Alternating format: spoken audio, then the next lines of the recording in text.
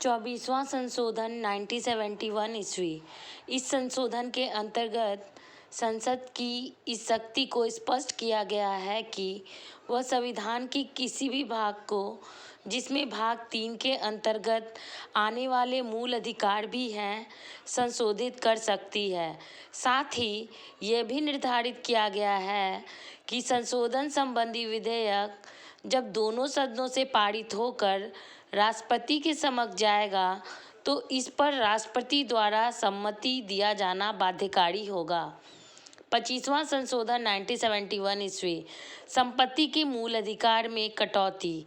अनुच्छेद 39 के ख या ग में वर्णित निदेशक तत्वों के प्रभावी करने के लिए बनाई गई किसी भी विधि के अनुच्छेद 14, 19 और 31 द्वारा अभी निश्चित अधिकारों के उल्लंघन के आधार पर चुनौती नहीं दी जा सकती।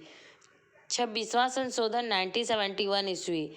इसके अंतर्गत भूतपूर्व देशी राज्यों के शासकों की विशेष उपाधियों उनके प्रिवी पर्स को समाप्त कर दिया गया।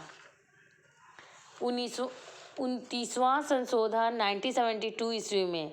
इसके अंतर्गत केरल मूल सुधार संशोधन अधिनियम 1969 तथा केरल भू सुधार अधिनियम 1971 को संविधान की 9वीं अनुसूची में रख दिया गया, जिसके इसकी संवैधानिक वैधता को न्यायालय में चुनौती न दी जाएगी।